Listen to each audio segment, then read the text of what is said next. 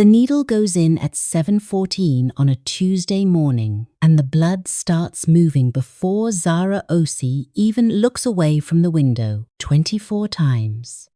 That is how many Tuesday mornings she has sat in this exact chair, rolled up this exact sleeve, and watched the dark red fill the clear plastic tube without making a sound. The phlebotomist, a woman named Gloria, who has seen everything this city can produce, pauses with the chart in her hand and looks at her the way people look at things they cannot explain. "Honey," Gloria sets the clipboard down, "that is your 24th consecutive donation.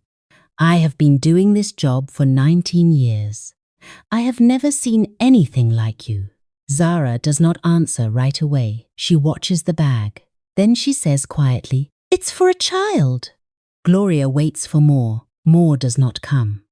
What Gloria does not know, what no one in this bright, clean donation center knows, is that somewhere across this city, in a private hospital room with floor-to-ceiling glass and a view of the Atlanta skyline, a 6-year-old boy is alive right now because of what is moving through that tube. His name is Shin Jae-won. He has bright eyes and yellow shoes and a laugh that his father would burn the entire world down to protect. And his father, a man whose name appears on pharmaceutical buildings and congressional donor lists, and the kind of magazine covers that sit on waiting room tables in offices that cost more per hour than most people earn in a week, has spent the last 2 years tearing this city apart, looking for the woman who keeps saving his son's life. He does not know her name yet. She does not know whose son she has been saving.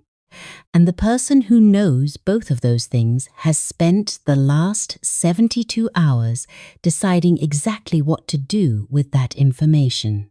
If you are new here, welcome to Afro-Korean Films HQ, the place where we only tell stories that cut deep. Subscribe now and turn on your notifications, because this one will not let you go quietly. The story begins not with a romance, not with a meet-cute or a slow burn or two beautiful people discovering each other across a crowded room.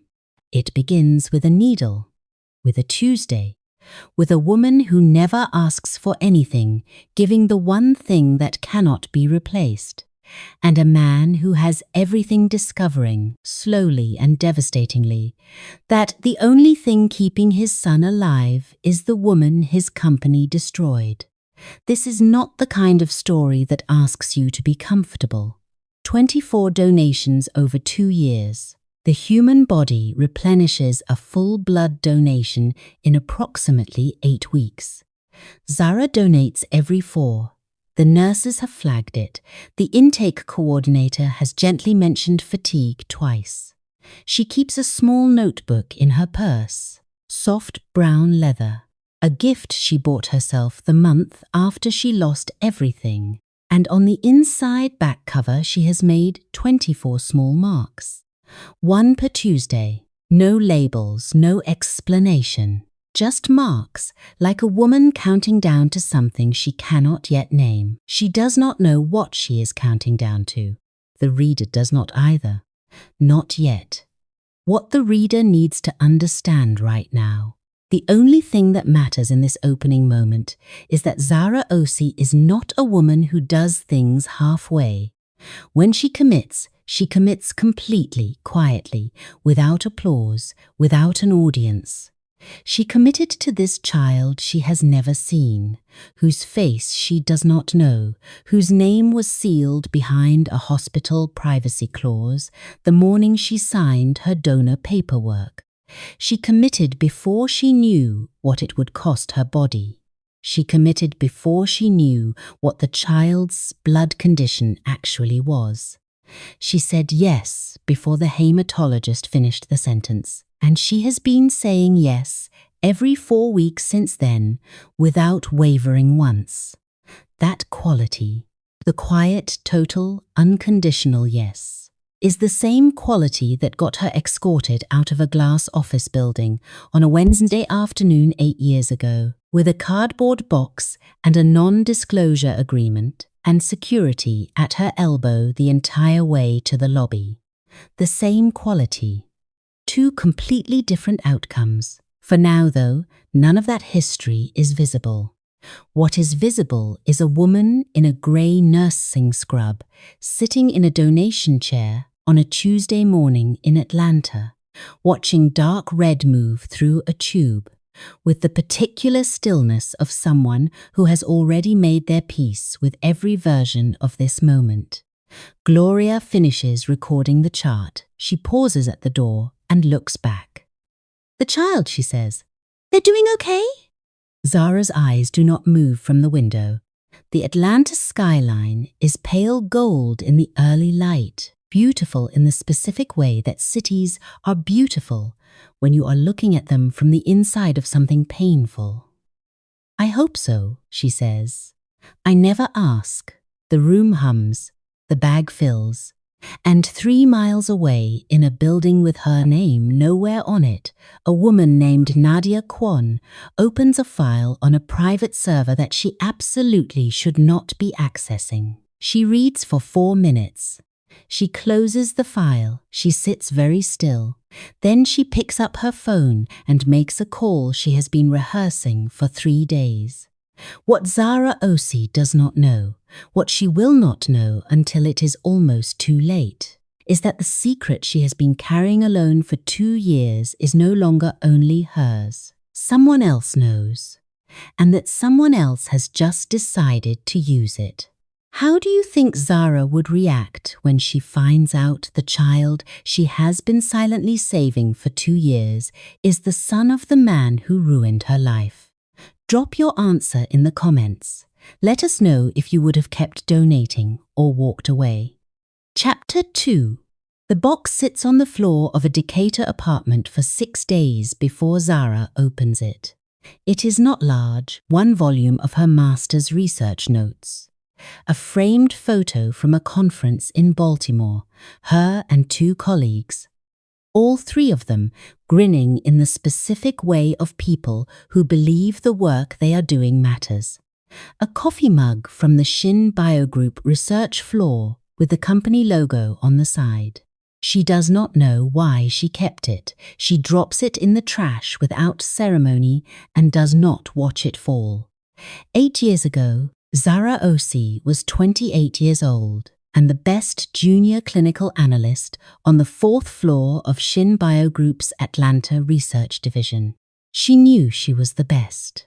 She did not say it out loud because she was one of 3 black women in a building of 240 employees, and she had already learned, quickly, efficiently, the way smart people learn things that should not need to be learned, that being the best and being seen as the best were 2 entirely different battles requiring 2 entirely different strategies. She fought both battles at the same time every single day for 18 months. She published internal reports that her supervisor put his name on. She ran statistical models that ended up in presentations to the executive floor. She caught a dosage miscalculation in a phase 2 pediatric trial that would have cascaded into a full data invalidation. 3 years of work, millions in liability, and she flagged it through the proper channels the same afternoon she found it. Clean documentation, precise language, every decimal in its correct place. She was proud of that report. She was proud of the precision of it. She went home that night and called her mother in Birmingham and said, carefully, without bragging, that she thought she had done something important today. Her mother said, "I know you, baby. You always do." 3 weeks later, her supervisor called her into a conference room that had no chairs for her. 2 members of the human resources team were present. A printed document sat on the table facing her seat. It said, in the flat corporate language of documents designed to say terrible things without accountability, termination for conduct inconsistent with company confidentiality standards, her report. Her precise, carefully documented, accurate report had been re-attributed, filed under a different analyst's name, repackaged as an internal discovery. The error she had caught had been corrected quietly, without her name on it, and then she had been terminated for allegedly leaking internal trial data to an outside source, a claim so fabricated, so clean in its falseness, that she spent the first 40 seconds staring at the document waiting for someone to tell her. This was a mistake. No one did. There was a non-disclosure agreement. There was a security escort. There was a cardboard box that sat on the floor of her Decatur apartment for 6 days while she tried to figure out how to breathe around a thing this large. She signed the NDA. She was far from home, her visa status was tied to her employment, and she did not yet know how to be the kind of person who fights in public. She knew how to fight quietly, internally, with precision and documentation. She did not yet know how to stand in a lobby and refuse to move. She learned. Over the years that followed, she rebuilt herself from the floor, the way people rebuild who do not have the luxury of falling apart for very long. Nursing qualifications, community clinic work, a patient base that respected her, an apartment she paid for entirely herself. She did not speak about Shin Bio Group in social situations. She did not Google Shin Jae-won after 9 p.m. She carried that chapter inside her like swallowed glass, present, sharp, but no longer bleeding. Then, 14 months after, she had stopped looking over her shoulder entirely. The phone rang. A hematologist. Careful voice, the kind of voice that delivers heavy information with professional gentleness.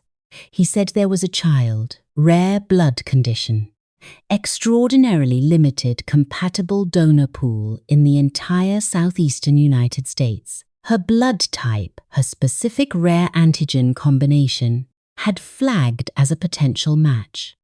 Would she be willing to be tested for directed donation? She said yes before he finished the sentence. She did not ask who the child was. She did not ask who the parents were. The anonymity clause was explained to her, and she signed it without reading it slowly, because the detail that mattered to her was already settled. A child needed what she had, and she had it. What no one told her, what the anonymity clause existed precisely to prevent her from knowing, was that the child's father had signed an identical clause from the other side, that he too would not know her name, that the hospital had created a sealed wall between the woman giving and the family receiving, and that wall would hold perfectly and completely until someone on the inside decided to take a hammer to it. 24 donations later, in a file on a private server 3 miles away, that wall has just developed a crack, and the woman who made the crack is already dialing. Chapter 3. Shin Jae-won has not been inside a grocery store in 11 years. This is not vanity, it is logistics. When you run a pharmaceutical distribution empire across 2 continents and your legal team has standing instructions to route your personal movements through a security protocol that was last updated 6 months ago, the kind of ordinary Tuesday that involves fluorescent lighting and cereal choices does not exist for you. His world is structured, controlled and sealed at every edge. By design, by necessity, and by the particular discipline of a man who learned early that the only things worth trusting are the things you built yourself. He is 41 years old. He stands 6'2" in flat shoes. The tattoos, dense, architectural Korean inkwork climbing from his collarbone to the curve of his jaw, are the only part of him that reads as uncontrolled, and even those were planned. The date inscribed in Hangul numerals behind his left ear is the one thing his staff knows never to ask about. His Atlanta penthouse sits on the 43rd floor of a building his company owns. His office is on the same floor. On mornings when his son is in the hospital across town, he stands at the floor-tour sailing window with a cup of black coffee and watches the city below with the flat, contained expression of a man who is used to waiting for bad news and has simply gotten very efficient at it. Rio was diagnosed 26 months ago. The boy is 6 now.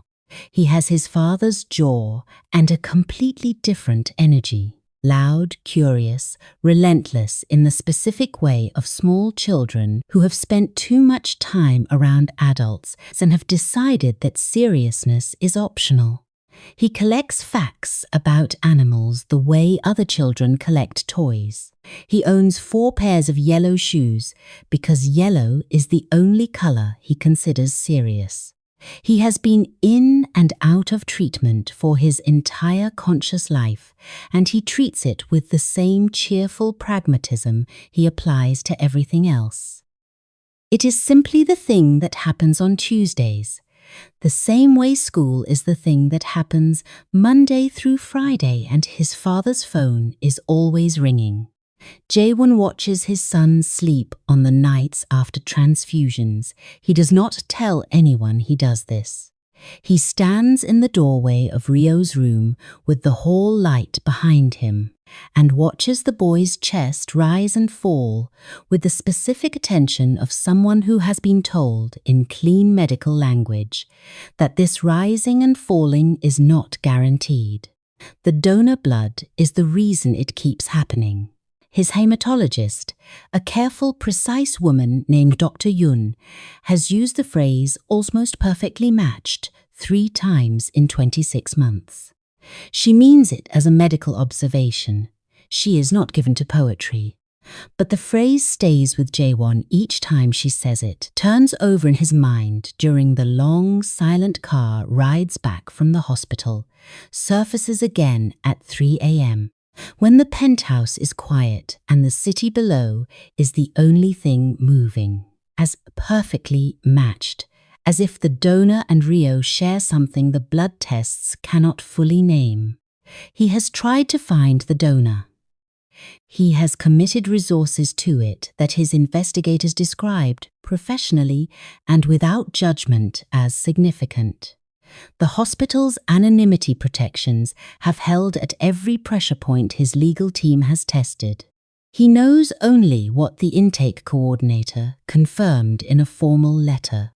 The donor is a woman. She is local to Atlanta. She comes every month without exception. She has never requested identifying information about the recipient. That last detail, she has never asked, is the one that comes to him at 3 a.m. more than any other.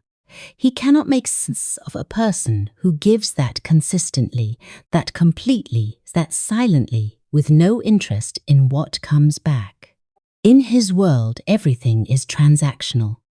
Everything that looks like generosity has architecture underneath it, a favor being banked, a relationship being built, a liability being mitigated. The idea of a person who just gives month after month without ever pulling the thread to see what is on the other end sits outside his entire frame of reference. It unsettles him. He will not admit that either.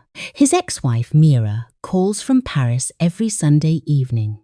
Rio puts her on speaker and carries the phone around the apartment while he talks, narrating everything he sees as if she can follow the geography of his wandering.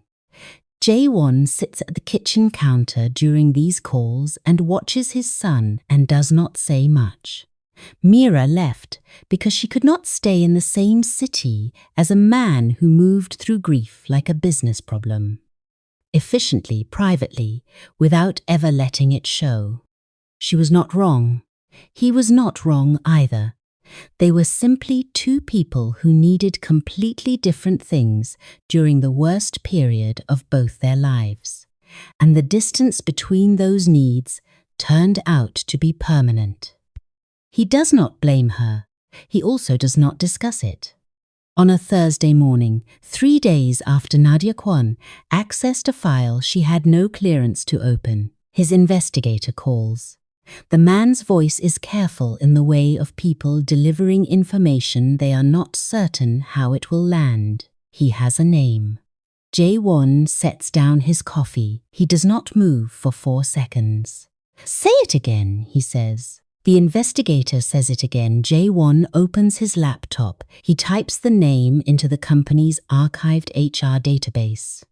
The record comes up in under 2 seconds. Photograph, hire date, department, termination date. He stares at the photograph. A young woman, sharp eyes. The expression of someone who is used to being the most prepared person in the room and has decided to wear that fact quietly.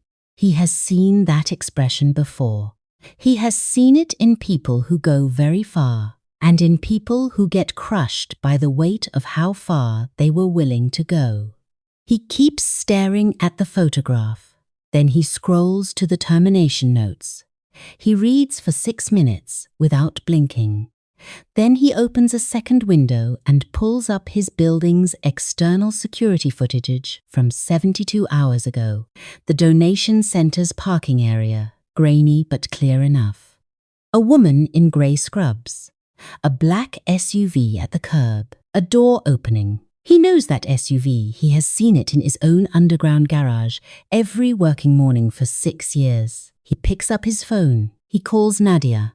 She answers on the second ring, voice perfectly smooth, as if she has been waiting and has decided exactly how the waiting should sound.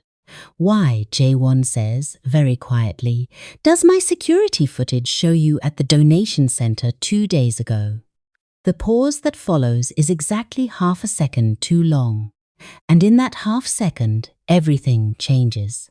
Chapter 4. Nadia Kwon is not the villain of this story because she is cruel. She is the villain because she is smart, and she has spent 6 years being smart in the service of a man who never once looked at her the way she wanted him to. And that specific combination, intelligence without return, turns into something that looks almost exactly like love until the moment it turns into something else entirely. She is 37, Korean American.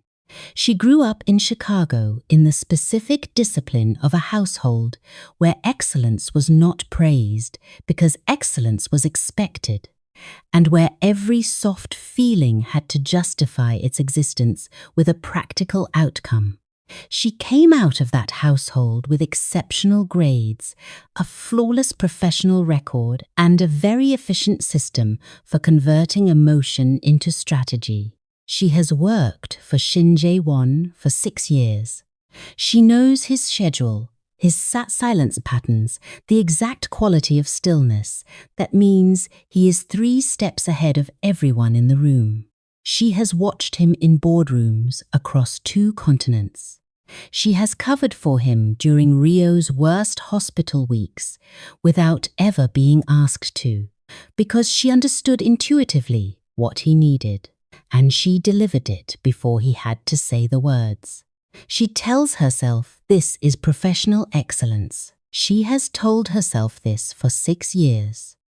What she discovered 4 days ago, on a Thursday morning, accessing a donor registry cross-reference she had not been authorized to access, using Kinchun's they had borrowed from an IT audit she had quietly co-managed 14 months ago, had stopped her cold for exactly 11 minutes. The donor keeping Reo alive was Zara Ozi. She ran the match twice, 3 times, the blood type, the antigen combination, the donor registration date lining up precisely with the timeline of Rio's first critical transfusion. Zara Ozi, former Shin Biogroup junior analyst, terminated 8 years ago for conduct inconsistent with company confidentiality standards. A line Nadia herself had helped draft, sitting 2 floors below the executive suite, 26 years old and certain that her job was to protect the company's position and not to ask questions about why the position needed protecting. She sat with what she found for 11 minutes. Then she closed the file. Then she opened it again. The math was not complicated. If Jae-won found out who the donor was, he would investigate. He always investigated when something required explanation. He would pull the old termination file. He would pull the original research report that Zara had flagged. He would find, because he was precisely the kind of man who always found the thing that was buried, the executive authorization for the cover-up. He would find the co-signatory line on the strategy memo. He would find her name. This was not hypothetical. This was a sequence. Nadia was trained to read sequences, to identify the steps between current state and catastrophic outcome, and to intercept at the most efficient point. The most efficient point was the donor herself. Remove the variable.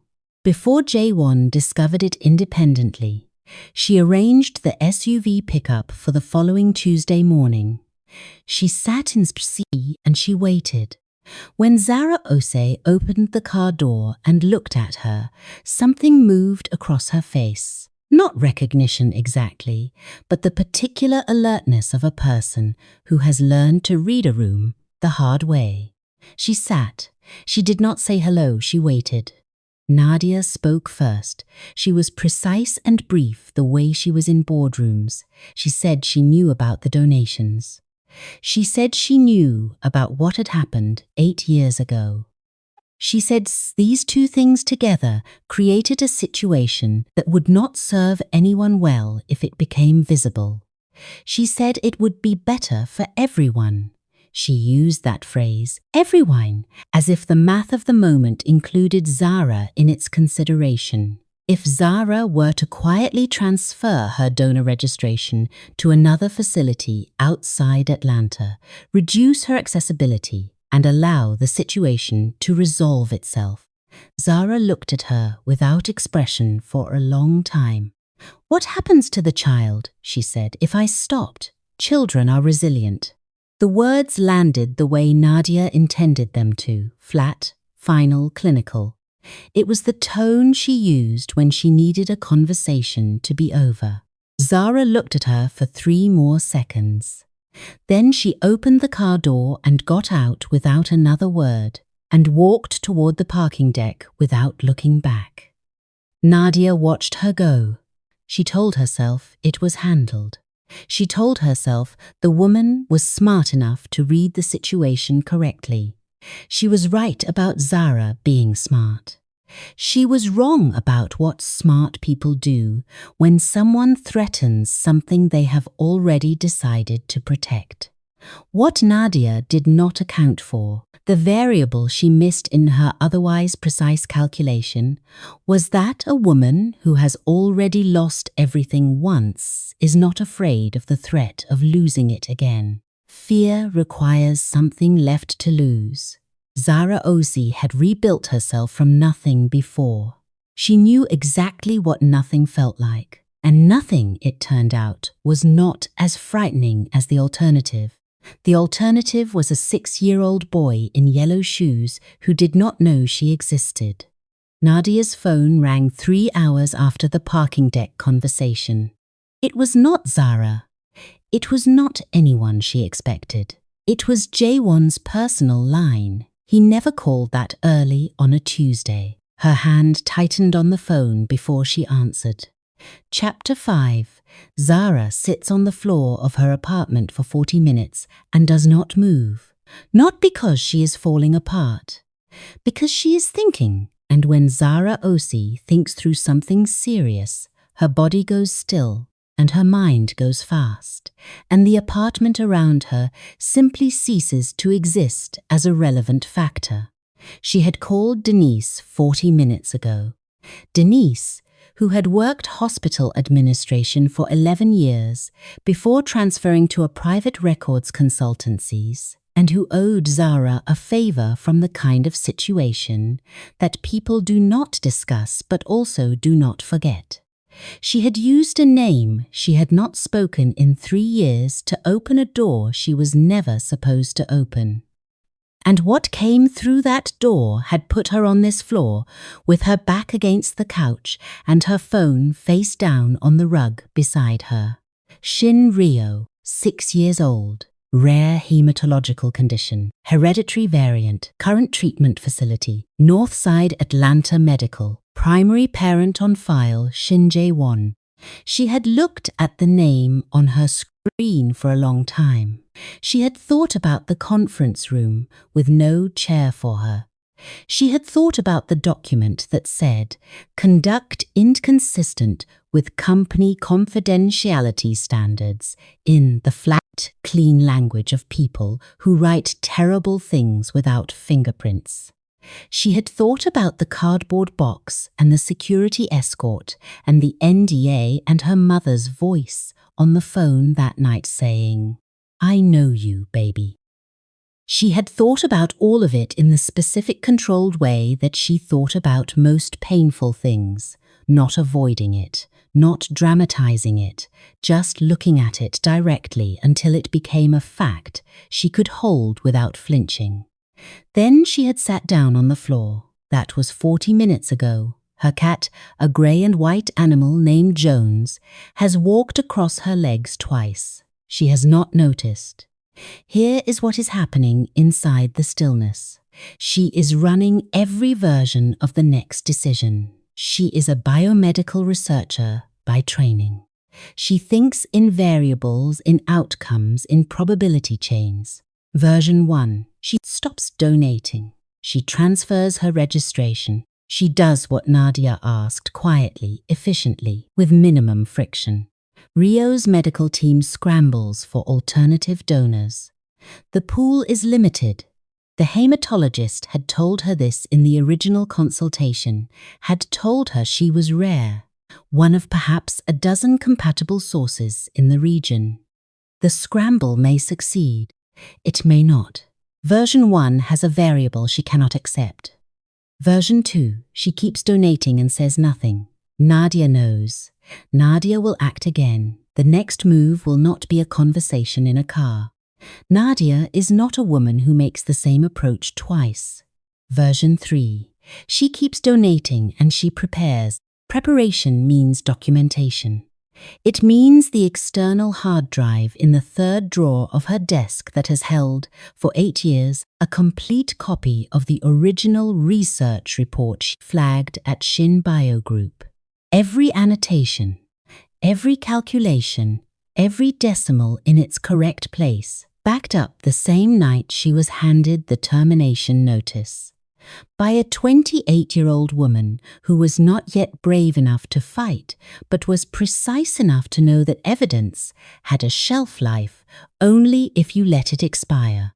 She has not let it expire. She gets up off the floor. She washes her face at the kitchen sink with cold water. She fills the kettle. She opens the third drawer and looks at the hard drive for a moment, small, black, unremarkable, and then she closes the drawer again without taking it out.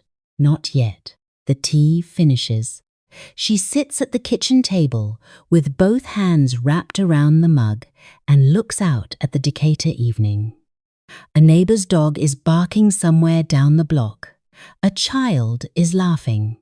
The sky is the particular shade of orange that Atlanta skies get in the hour before dark, warm and indifferent. She thinks about yellow shoes. She does not know about the yellow shoes yet. She will. But right now, she thinks about what a 6-year-old, who has spent most of his life in hospital rooms, must be like. And the thought is specific enough and real enough to settle the last of the calculation clearly. She picks up her phone. She does not call Nadia. She does not call Denise. She opens her calendar and confirms next Tuesday's appointment at the donation center, the same way she has confirmed it every 4 weeks for 2 years. And she sets the alarm for 6:45 a.m. Then she does something she has not done since the night she was walked out of the building. She opens the original research report on her laptop and reads it from the beginning. All of it. Every page, not looking for anything, just reminding herself what it felt like to be right. She finishes at midnight, she closes the laptop, she goes to bed. And across the city, on the 43rd floor of a building with his name on the deed, Shin Jae-won is not sleeping. He is sitting at his desk with a personnel file open in front of him and a photograph on the screen. A young woman with sharp eyes and the expressions of someone who expects to be taken seriously and has already decided what to do if she is not. He has been looking at the photograph for 20 minutes. He has just finished reading her original research report. The real one, retrieved 40 minutes ago from a forensic audit that his legal team did not know he had ordered. Every annotation is intact. Every calculation is correct. He closes the file. He opens it again. He reads the last page one more time. He picks up his phone. He does not call Nadia. He types an address into the Maps application on his phone, a residential address indicator, and he looks at it for a long moment. He does not go tonight, but the decision has already been made. Chapter 6. The audit results land on Jae-won's desk at 6:47 on a Friday morning. And by 6:52 he has not moved, not because the information is surprising, because it is not. And the thing about receiving confirmation of something you already suspected is that it hits differently than a shock. It hits with the specific cold weight of a thing that could have been stopped earlier and was not, and that weight settles differently in the chest.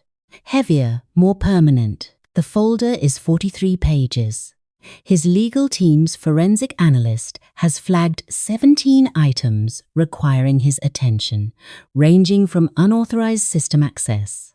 It's going back 14 months to the co-signatory line on a 2017 strategy memo that authorized the burial of an internal research report.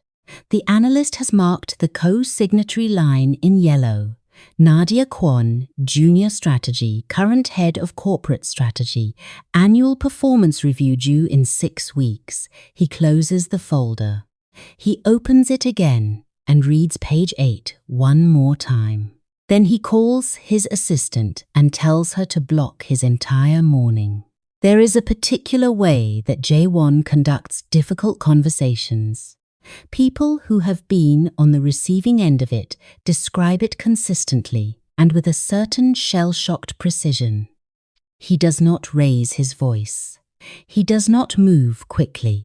He sits very still and he asks questions that already have answers, and he waits, without expression, for you to decide whether to lie to him or not.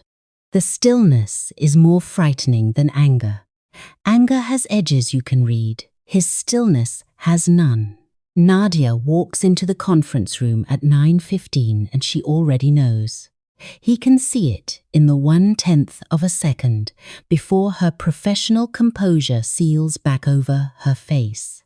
The flicker of a person who has prepared for this and is now measuring the distance between the preparation and the reality. She sits. She does not wait for him to begin. She says she was protecting the company's exposure.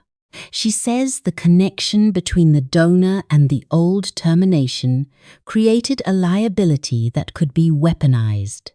She says she acted in the company's interest, in his interest, without wanting to involve him in a complication that was manageable at her level. Every sentence is technically accurate.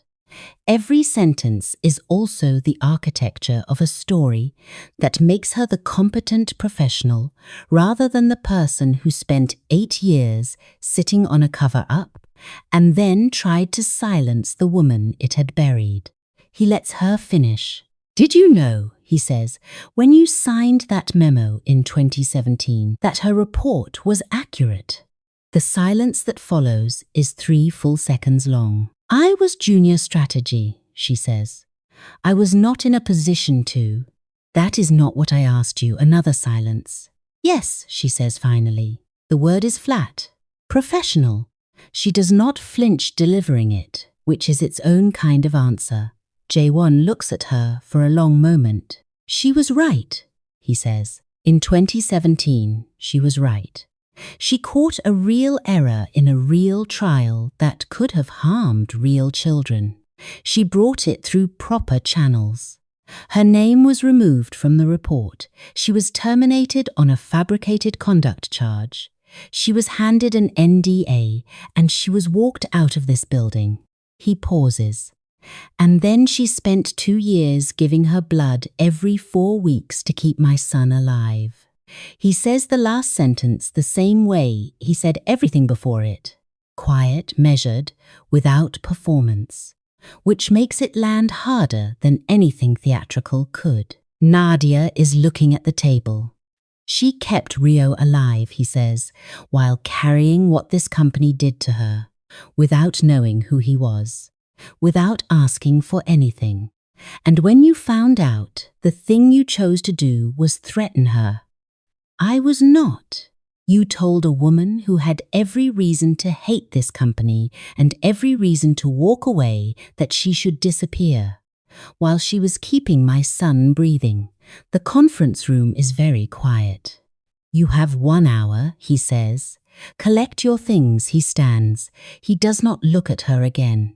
He walks to the window and looks out at Atlanta in the flat morning light, and he stays there until he hears the door close behind her.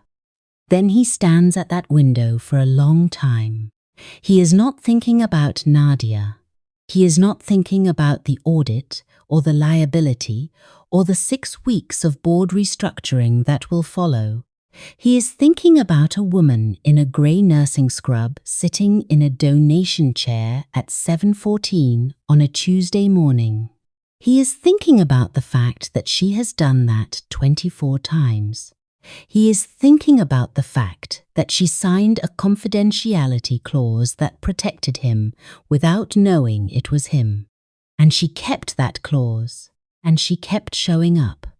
He thinks about the termination photograph, the sharp eyes, the expression.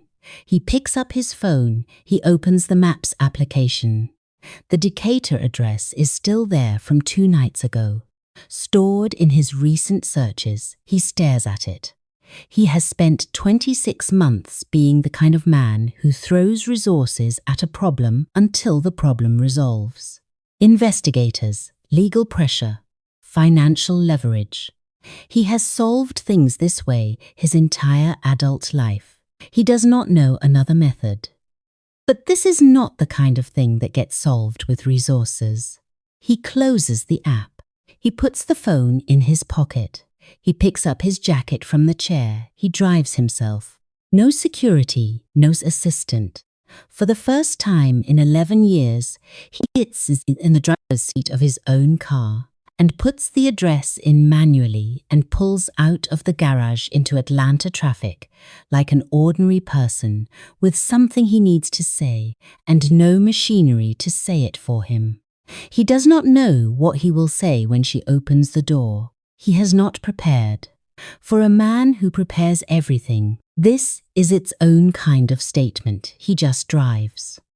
And in a small apartment in Decatur, Zara Osei is sitting at her kitchen table with a cup of tea going cold in front of her, and the hard drive from the 3rd drawer sitting beside it. And she is on the phone with a lawyer she found 3 years ago and never had a reason to call until tonight. She is telling the lawyer about 2017, about a research report, about a termination notice. about a non-disclosure agreement signed under pressure, about a hard drive with 2,300 pages of documentation that has been sitting in a drawer waiting for the right moment for 8 years. The lawyer is quiet for a long moment. Then he says, "You kept all of it." "Every page," Zara says. "Then we need to meet," he says. "Tomorrow morning," she says yes. She ends the call. She picks up her tea. She looks out at the Decatur night. Quiet street, amber streetlights, a neighbor's porch light cutting a small warm square into the dark. She does not know that right now, a black car with no markings is pulling onto her street. She does not know that the man inside it has been sitting in her building's parking area for 11 minutes. Engine off, trying to find the words for something that may not have words. She does not know any of this yet, but a set of headlights sweeps across her kitchen wall, slow, deliberate, and she goes still. And then she hears footsteps on the path outside, and then the knock. Chapter 7. She opens the door and her face does 3 things in less than a second. First, recognition, the jaw, the height, the tattoo climbing above the collar. 8 years older, but unmistakably the same man whose photograph sat on the company website the entire 18 months she worked 4 floors below him. Second, a flash of something old and sharp that moves through her eyes like current through a wire. Third, stillness. The specific trained stillness of a woman who has had a long time to practice not giving her reactions away to people who have not earned them. Jae-won stands on her porch in a plain dark jacket with no security behind him and no prepared speech visible on his face. And for a man who controls every room he enters, he looks, for exactly 3 seconds, like someone who drove across a city on instinct and has only now fully registered what he has done. He says, "I know who you are. I know what you did for me, son. And I know what was done to you." The street behind him is quiet, a dog somewhere, an amber streetlight humming. Atlanta going about its night as if nothing in the world is shifting. Zara looks at him. She does not step back. She does not invite him in. She stands in her doorway in a grey pullover, with her arms loose at her sides, and she looks at him the way she looks at things she needs to understand before she decides how to feel about them. "How long have you known?" she says. The name, 3 days, the full picture, this morning. And Nadia, something moves across his face. "She no longer works for me." Zara absorbs this. She does not look satisfied by it. She looks like a person calculating where a little piece of information changes the larger equation, and arriving at the conclusion that it changes the smaller math but not the shape of the problem. "I didn't come to ask you for anything," he says. "I want to be clear about that. I came because you deserve to hear what I have to say directly, not through a letter, not through a legal representative." He pauses. "Not through another person in a car." The reference to the car is precise and deliberate. It lands. "You saved his life," he says. "Every 4 weeks for 2 years you saved his life. And the company I was supposed to be running with integrity took yours." Another pause, shorter, tighter. "I am not standing here asking you to absorb that quietly. I am standing here because someone needed to say it to your face." The porch light is doing what porch lights do at this hour, cutting a small, honest circle of light in the middle of the dark. And in that light, Zara Osei is looking at a man who has just said, out loud and without qualification, the exact words she spent 8 years waiting to hear from someone in that building. She had imagined this moment before. Not often and not lately, but she had imagined it. In those imaginings, she had things to say. Precise things. the kind of sentences she had composed in the months after the termination, when the anger was still fresh enough to be articulate. What she actually says is this: how is?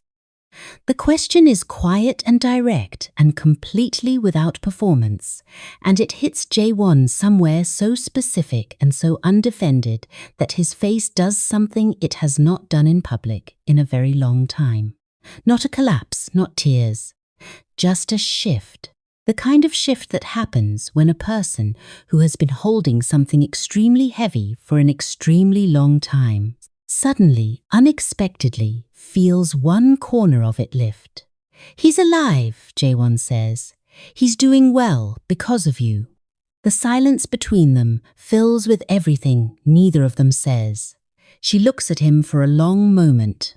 He looks back without trying to fill the space. Then she says, "You can come in, 10 minutes. He steps inside. The apartment is exactly what it is.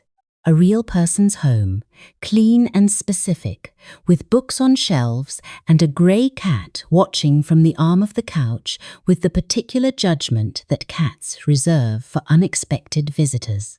Nothing performative, nothing designed to impress. Just a life, lived carefully, rebuilt from the floor up." He sits at the kitchen table because she points to the chair. She fills the kettle without asking if he wants tea, because it is something to do with her hands, and she is the kind of person who needs something to do with her hands when she is thinking this hard. He notices the hard drive on the table. He notices it immediately, and he does not ask about it, and she notices that he notices and does not ask. "She told you to stop donating," he says. "Yes, you didn't." "No." He is quiet for a moment. "Why not?" She sets 2 mugs on the counter. She does not turn around when she answers. "Because he didn't do anything to me," she says. "He's 6 years old. What was I going to do? Let a 6-year-old carry the debt for what your company did." She turns. Her eyes are steady. "That's not how I'm built." He looks at her for a long moment. "The report," he says. "The 2017 report. I read it last night. All of it." She says nothing. "You were right," he says. "Completely right. Every calculation, every flag. The correction that got filed under another name, it was your work. I verified it." "I know it was my work," she says quietly. "I wrote it." The kettle clicks off. She paused. She sets his mug in front of him and sits across the table with hers, and they are 2 people in a small kitchen in Decatur at 10 o'clock at night with 8 years of damage between them and a child they both love, one knowing it and one only beginning to understand that love is exactly the word. And the silence between them is the most honest thing in the room. "I owe you more than an apology," he says. "You do," she says. "But start there." He does. It takes longer than 10 minutes. She does not ask him to leave. And across the city, in a hotel room she booked under a different name 40 minutes after walking out of Shin Biogroup. For the last time, Nadia Kwon is on the phone with a journalist. Her voice is composed. Her language is clean. She is calling the story a donor ethics violation. She is framing it as an anonymous donor whose identity was exposed by an executive. She is building the structure of a narrative that makes her the concerned insider and Jae-won the problem. She has been building it for 40 minutes. She does not know about the hard drive on the kitchen table. She does not know what is in it. She will find out in 72 hours, and by then it will be too late to change the story she has already started telling. Chapter 8. The hallway is narrow and smells like antiseptic and that particular brand of recycled air that hospitals run through their ventilation on a loop. And Ryo Shin is walking 3 feet ahead of his father, the way 6-year-olds walk everywhere, with total confidence in his destination and zero awareness that anyone else needs to navigate around him. He stops when he sees her, not because he knows who she is. He does not know who she is. He stops because he is 6, and she has box braids pulled up into a loose knot, and he has a strong, public, previously stated position on the subject of impressive hair. "Your braids are really pretty," he says. Immediate, no preamble. Zara looks down at him. He is wearing yellow sneakers, the particular aggressive yellow of a child who makes color choices with intention, and a blue hospital bracelet on his left wrist that he has decorated with 3 small dinosaur stickers. His father is 6 feet behind him, looking at Zara with the expression of a man who was not prepared for this specific version of this specific moment. "Thank you," Zara says. "Your shoes are incredible." Rio looks down at his shoes. He looks back up. The grin that follows uses every single tooth. "I have 4 pairs," he says, with the calm authority of someone sharing a known fact. "Yellow is the only serious color." "I've heard that," Zara says. This is not true. She has not heard that. But the way she says it, easy, natural, without the performed brightness that adults often use on sick children, as if enthusiasm alone is a medical intervention, lands on him as genuine, and children always know the difference. "Do you work here?" he asks. "Is it sometimes," she says. "Do you know my dad?" A pause, a small one. "We've met." Rio turns and looks at his father with the diagnostic attention of a child who tracks adult social behavior as a primary hobby. Jae-won is standing very still with his hands in his jacket pockets and his face arranged carefully, but not carefully enough. There is something happening behind his eyes that his son, with the terrifying accuracy of the very young, reads immediately. "He has that face," Rio tells Zara conversationally, the one where he knows more than he's saying. Zara looks at Jae-won. Jae-won looks back at her. "He does," she says. Rio decides this conversation is productive and sits down on the hallway bench beside them with the ease of a person who has spent enough time in this building that it no longer qualifies as a place that happens to him. It is simply a place he moves through, the same as everywhere else. He tells her about the dinosaur stickers. He tells her about the new fact he has learned this week, which is that the T-Rex had the strongest bite force of any land animal that has ever existed, which he personally finds very motivating. Zara listens. She asks one question and then another, and the questions are specific and real, and he answers them with increasing enthusiasm. And Jae-won stands in the hallway of the hospital where his son has spent the worst and most important weeks of the last 2 years and watches the woman who kept that son alive talk to him about dinosaurs as if this is the most natural sequence of events that has ever occurred. He has not felt this particular thing in a long time. He identifies it after a moment as the sensation of something being okay. Not fixed, not resolved, just okay. The way a room feels when the windows are finally opened after a long winter. He missed that filing until it came back, Doctor. Yoon appears at the far end of the hallway and waves Reo toward the checkup corridor with the familiar warmth of a woman who has watched this boy come and go for 2 years and has a soft spot for him that she expresses professionally through exceptional medical care. Rio slides off the bench. He looks at Zara. "Will you be here next Tuesday?" he asks. The question is simple. These answers not. Tuesday is donation day. Tuesday is the needle and the bag and the 25th mark in the back of the brown leather notebook. Tuesday is the ritual that kept this boy in yellow shoes and dinosaur stickers alive for 2 years without him ever knowing it. Zara looks at him for a moment. "Yes," she says. He nods as if this is the correct and expected answer, and runs down the hallway after Doctor Yun without looking back, because he is 6, and the world cooperates with him, and he has no reason yet to believe otherwise. Jae-won waits until the boy disappears through the corridor door. Then he exhales, slow, quiet, and looks at Zara. He doesn't know, he says. I know he doesn't. I haven't figured out how to. He stops, starts again. There isn't a version of explaining it to him that doesn't involve explaining what the company did. Then maybe start with a simpler version, she says. He's 6. He doesn't need the full audit. He just needs to know someone cared. Jae-won is quiet then. You say that like it's easy. It's not easy, she says. It's just true. They stand in the hospital hallway with the ventilation running and the distance between them smaller than it was 48 hours ago and larger than either of them can currently calculate.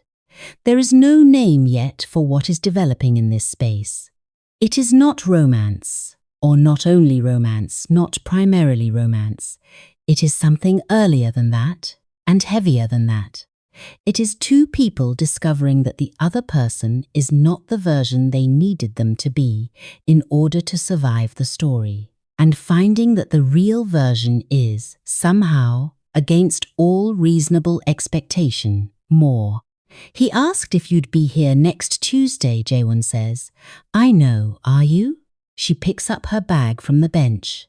She looks at him with the steady, direct gaze that is simply how she looks at things she has already decided. I said yes, didn't I? She says. She walks toward the elevator. He watches her go. And for the first time in 26 months, Shin Jae-won stands in the hospital where his son is treated and does not feel afraid. He feels something else entirely. He does not have a word for it yet. But across the city, a journalist named Marcus Webb has just received an encrypted file from a source he cannot verify, and he is reading it at his desk with a cup of cold coffee and the particular forward lean of a reporter who has just found the thread that unravels everything. He does not know yet that the thread leads in a different direction than his source intended. He will find out by morning. Chapter 9. The story goes live at 6:18 on a Thursday morning, and it is not the story Nadia wrote. Marcus Webb runs a mid-size digital outlet, the kind with 140,000 subscribers, a reputation for getting things right, and a comment section that functions as a mirror of whatever the city is actually feeling. He had received Nadia's file, he had read it. He had spent 48 hours doing what journalists who want to stay journalists actually do. Checking it, calling sources, pulling public records, making the calls that anonymous tip senders always hope you will not make. What he found on the other end of those calls was not what Nadia had given him.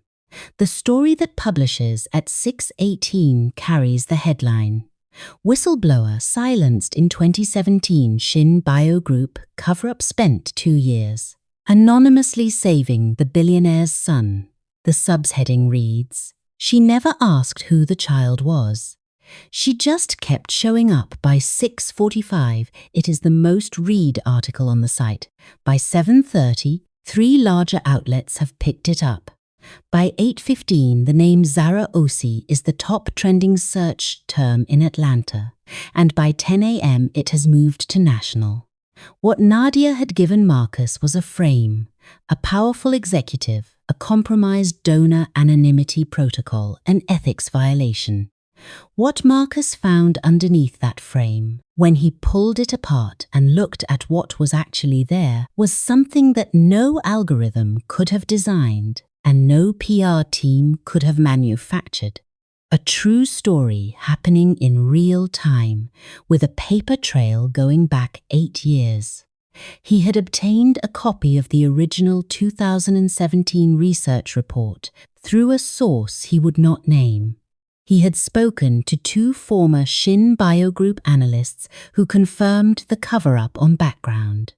He had confirmed, through hospital administration contacts, the general outline of the donor timeline. He had not named Nadia. He had not needed to. The documents named themselves. Zara finds out at 7:15 when her phone starts ringing and does not stop.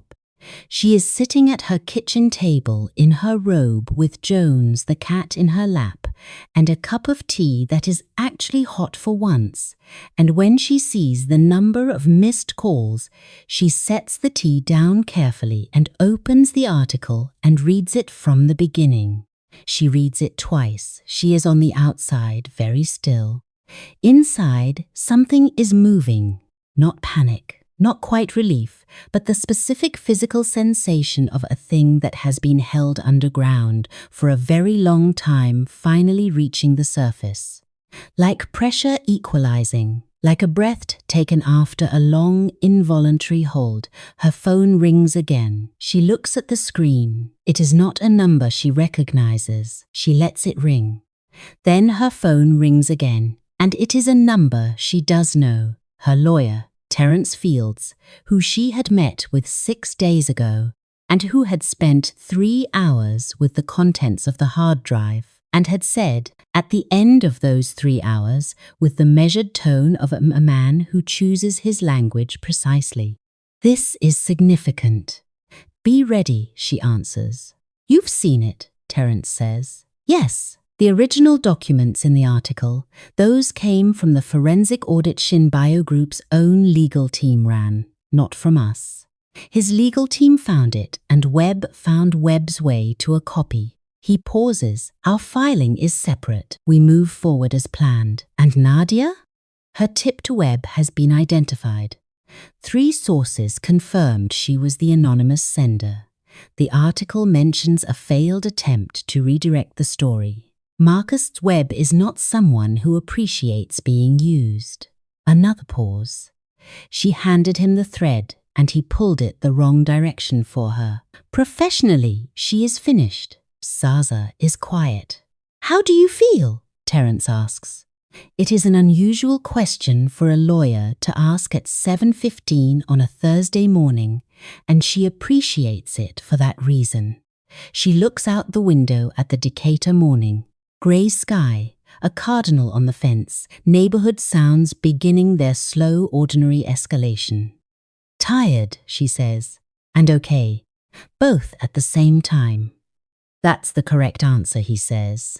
She ends the call and opens her phone to the article again. In the comments, she has never been a person who reads comments, but this once. She scrolls for 30 seconds. What she sees stops her. Thousands, already thousands. And they are not the comments she braced for. They are the comments of people who have recognized something in this story that belongs to their own lives. Every person who has ever done the right thing quietly and had it taken from them. Every person who has kept showing up for someone who did not deserve the showing up. Every person who has carried something this heavy for this long without anyone witnessing the weight. She could have walked away and she didn't. That's the part that gets me. 2 years, every month, not knowing. That woman is built differently. I need to know this story doesn't end here. I need to know she gets everything back. Her phone rings again. She looks at the screen this time before she lets it go. It is Jae-won, she answers. He says, before she can speak, "I had nothing to do with the article. I want you to know that." "I know," she says. "My legal team's audit was the source. I did not authorize anyone to." Jae-won. She says his name like a fact, not a softness. "I know. It's okay." The silence on the line has a different quality than the silences they have shared in person. It is slightly less controlled. She can hear him breathing. "Are you all right?" he asks. It is the same question her lawyer just asked, and it lands differently from him. more complicated, more layered, freighted with everything between them that does not yet have a structure. "Ask me next Tuesday," she says. He is quiet for a moment, then, "I'll be there." She ends the call. She sits with the phone in her hand, and the cardinal on the fence and the city outside getting louder. Her tea is still warm. Jones is still in her lap. She opens the comments one more time. She reads 3 more. She puts the phone face down on the table. She does not feel like a person the internet is celebrating. She feels like herself, tired, intact, and still here, still indicator, still at this table. Still the woman who backed up the hard drive the night they walked her out of the building because she was 28 years old and precise enough to know that evidence mattered even when she did not yet know who it would matter to. Still the woman who said yes before the hematologist finished his sentence. Still the woman who will be in that dodation chair next Tuesday at 7:14. Everything else is noise. But the noise this time is saying her name correctly. And Nadia Kwon in the hotel room across the city is watching the same article load on her screen for the 4th time and feeling the very specific sensation of a carefully constructed plan executing perfectly, just not for her. She closes her laptop. She looks at the ceiling. She does not call anyone. There is no one left to call. Chapter 10. The doctor says it on a Wednesday afternoon in a room that smells like coffee and antiseptic, and she says it with the quiet confidence of someone who has been waiting to say this for a long time.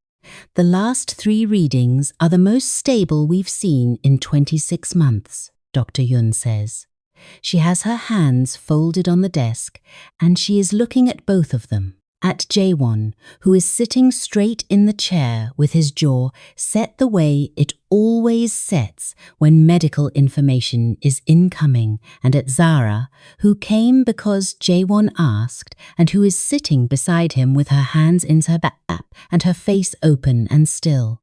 I am not making guarantees, but whatever your body has been giving him, it held, and it held well. She pauses in the way doctors pause, when what they want to say next is not quite science, but is also not quite not science. There's a compatibility between donor and recipient that we don't see often, she says carefully. The markers are unusual, not something I can fully quantify. But I've been doing this for 22 years, and I can tell you when something is working beyond what the numbers alone predict. She closes the file. He may not need emergency transfusions going forward, she says. We will monitor, we will plan, but we are, right now, in the best position we have been since diagnosis. The room is quiet. Jae-won does not say anything for a long moment. When he does speak, his voice is lower than usual, and the control in it is doing more work than normal. "Thank you," he says, "for everything, doctor." Yoon nods. She looks at Zara. She does not say what she is thinking, because she is a doctor and doctors do not speculate about things they cannot verify. But the look contains it. The acknowledgement. The 26 months of Tuesdays that brought them to this room. They walk out into the hallway together, and neither of them says anything for a full 30 seconds. Then Jae-won stops walking. He turns and looks at her, and there is nothing managed in his face right now. No controlled stillness, no 43rd floor composure. He just looks like a man who has been holding his breath for over 2 years and has just been told he can exhale. 24 times, he says. 26. However many it was. I have been trying to find a frame for that, something that makes it make sense to me. I can't. Zara looks at him. You don't have to. I want to understand how a person does that, without knowing, without asking. I asked, she says. I just didn't ask the questions you're thinking of. He waits. I asked if a child needed what I had, she says. The answer was yes. Everything else was just logistics. He is quiet for a long time. The hospital moves around them. Nurses, carts, the soft electronic rhythm of a building full of people being kept alive by other people's decisions. The report, he says. The 2017 report. My legal team is preparing full restitution. The NDA will be voided. There will be a formal acknowledgement and a financial settlement that reflects the actual damage, not a negotiated minimum. Terence Fields has the initial offer, he told me. That's separate from this, he says. I need you to know that. The legal process is what the company owes you. What I'm saying right now is not the company, it's me. She looks at him carefully. Go on then, she says. He says it plainly. The way she has come to understand, he says things when he means them. Without decoration, without architecture, just the words in the order they belong. You showed up for my son when you had every reason not to. You showed up for him after what was done to you. You showed up and you kept showing up. And you never used it, never held it over anyone. Never even let yourself know who he was until someone tried to force your hand. He pauses. I don't know what to do with a person like that except to tell them that it mattered, that they mattered, that I see it. Zara is quiet for a moment. It mattered to me too, she says. Not because of you, because of him. I know. But, she says, and something in her face shifts. Not softening exactly, but opening the way a door opens when the person on the other side finally knows the knock. I'm not opposed to it mattering for other reasons too. Eventually, he looks at her, a pause that has weight in it. Eventually, he says, we just met, she says. Properly. We have a complicated history. Most interesting people do. He almost smiles. She almost lets him see her smile back. The hallway continues its business around them, indifferent to the fact that something is being built in this 10 feet of space. Not quickly, not neatly, but with the particular durability of things built by people who have already survived the alternative. That evening, Jae-won takes Rio to the playground 3 blocks from the hospital. It is a concession to normalcy that Rio has been requesting for 2 weeks with increasing precision. He runs for the swings immediately. Jae-won sits on the bench at the edge of the play area and watches him. After a while, Rio comes back and stands in front of him with the direct, evaluating energy of a child who has something to say and is organizing it. Is the lady coming back? He asks. The one with the braids. She might, Jae-won says. Yes, Rio thinks about this. She listened about the T-Rex, he says. She actually wanted to know. She did, Jae-won says. She's that kind of person.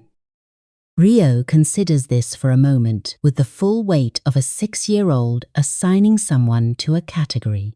Then he nods once, decisive, settled, and runs back to the swings. Jae-won watches him run. The playground is full of ordinary evening sounds. Children, movement, the particular joyful chaos of small bodies in open space. The sky above Atlanta has gone the orange gold of late day and everything is warm in it. He picks up his phone. He opens a message to Zara. He types 3 words and looks at them for a moment. He sends them. He approved you. Her response comes 22 seconds later. Tell him the approval is mutual. He puts the phone in his pocket. He watches his son on the swings, feet pumping, head back, laughing at the sky with complete abandon. Alive, stable, in yellow shoes, laughing at the sky. Because a woman he did not deserve kept showing up every 4 weeks for 2 years and gave the one thing that cannot be manufactured or bought or leveraged or taken. And the woman herself is sitting at her kitchen table in Decatur right now with Jones in her lap and her phone face up. and a small, real, unguarded smile on her face that no one is watching, which is somehow exactly the right audience for it. Chapter 11, Nadia Kwon's statement drops on a Monday and is retracted by Thursday. In between those 4 days, the following things happen in the following order. Marcus Webb publishes a follow-up piece on Tuesday morning identifying the source of the original tip.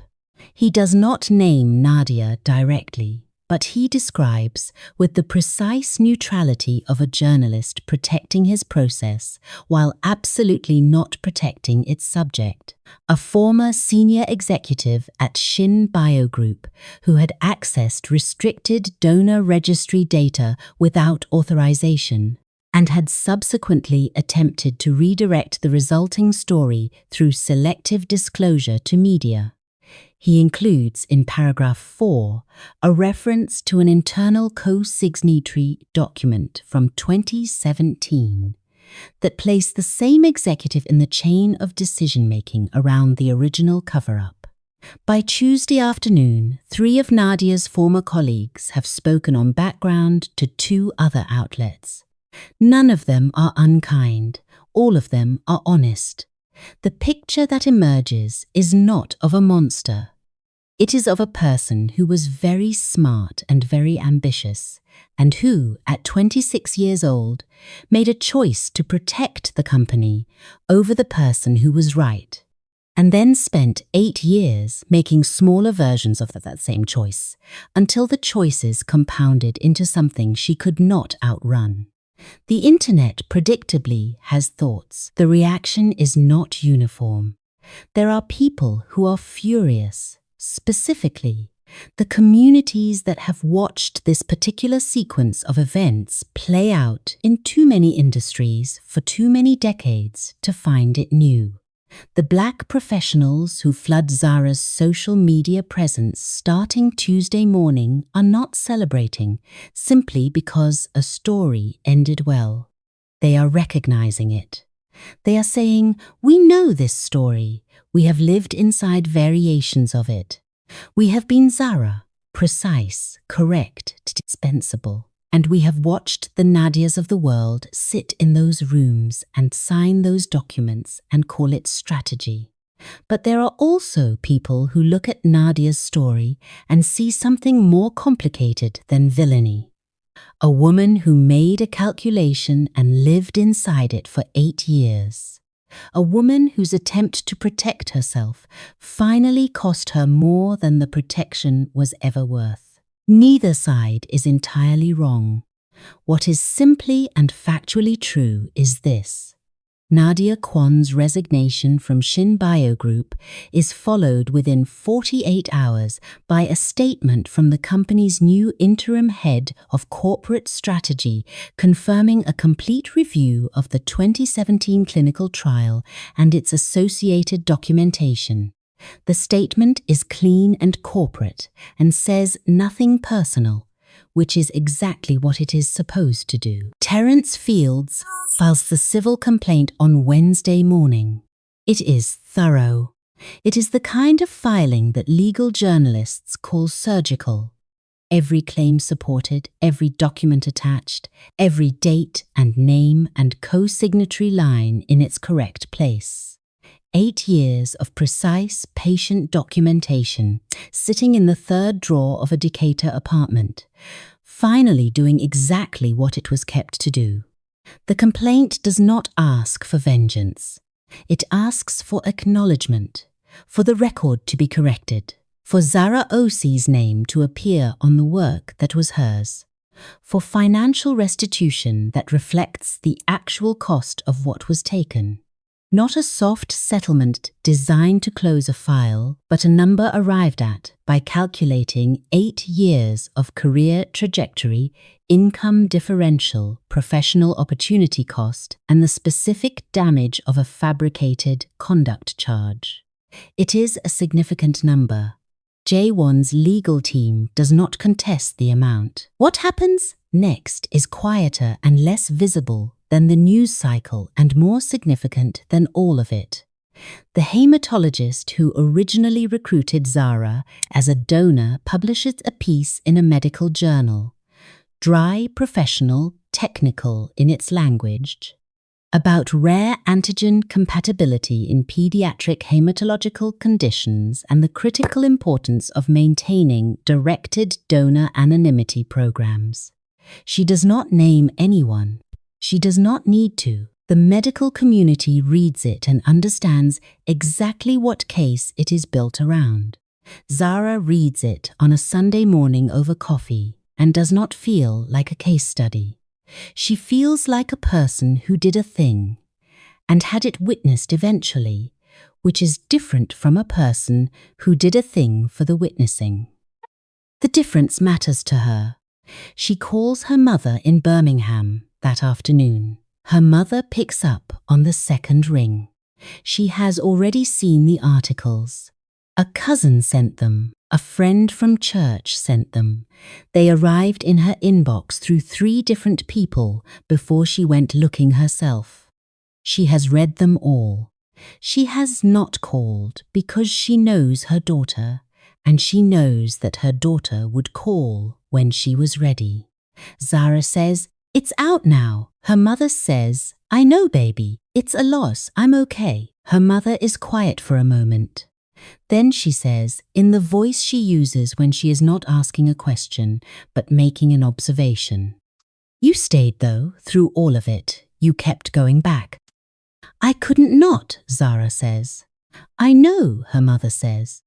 "I always knew that about you." They talk for an hour about nothing important. The cousin's new baby, a neighborhood restaurant that finally opened after 2 years of delays, a film they both want to see, the ordinary weight of a life continuing.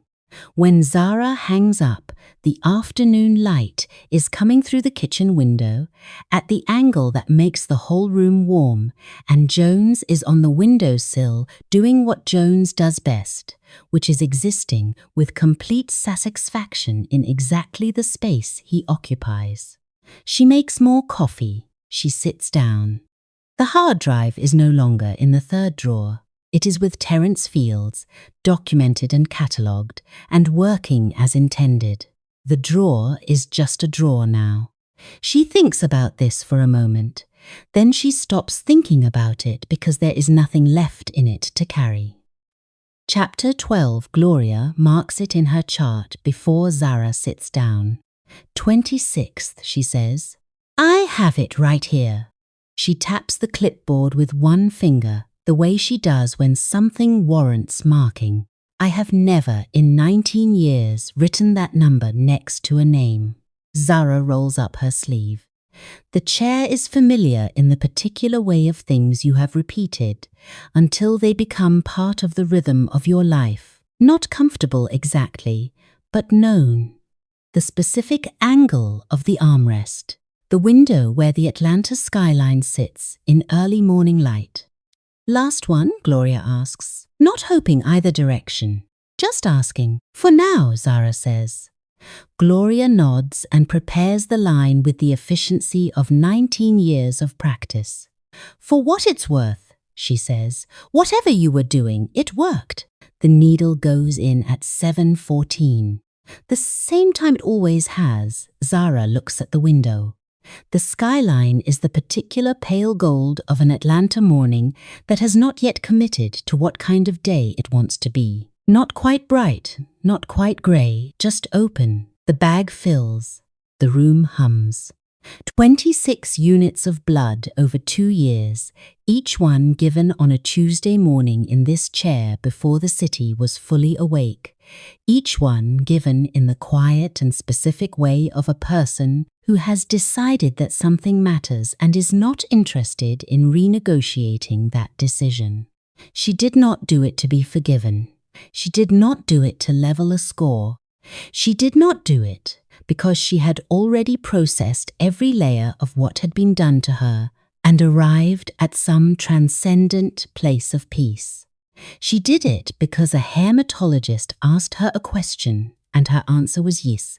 And she has spent 2 years being loyal to that, yes, the way she's loyal to everything she commits to, completely, quietly, without performance.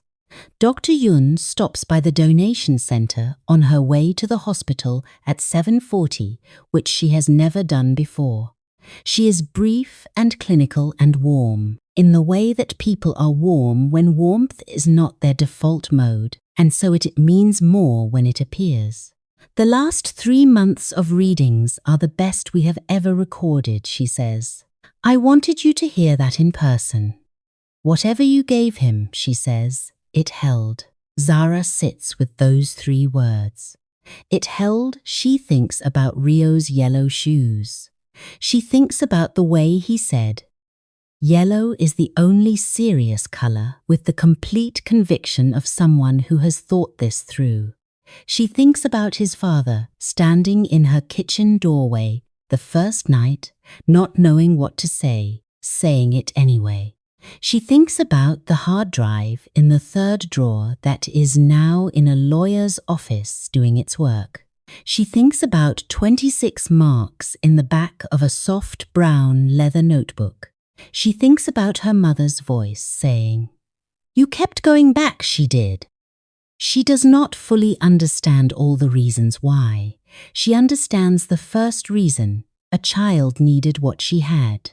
The rest of the reasons arrived over time, complicated and human and not entirely resolved, and she has decided that is fine. That you do not have to understand every reason a thing mattered in order to know that it did. Gloria removes the line at 7:58. She presses the cotton square to Zara's arm and holds it with the proud lightness of someone who has done this 10,000 times. You going to be okay? She asks. Yes, Zara says. She means it the way she means most things. Without drama, without qualification, having already checked the answer against the available evidence and found it holds. She picks up her bag. She stands. She walks through the donation center's glass door and into the Atlanta morning, and the air outside is cool and real, and the city is making its Tuesday sounds. Traffic, voices, the low diesel hum of the first bus on the block, and she stands on the pavement for a moment and just lets it land. 26 Tuesdays. 2 years. 1 yes that compounded into something neither a cover-up nor a confidentiality clause nor a woman in a black SUV could undo. She hears footsteps behind her. She does not have to turn around to know who it is. She knows the pace. She has been learning it. Jae-won stops beside her on the pavement. He does not say anything. He is holding 2 coffees. He hands her one without explanation, because at this point explanation would be beside the point. She takes it. She looks at the city. He wants to know if you're coming on Saturday, Jae-won says. There is apparently a new dinosaur exhibit at the museum that requires your specific presence to be fully appreciated. The T-Rex? She says, obviously. She almost smiles. She lets it go the full distance this time. Tells him yes, she says.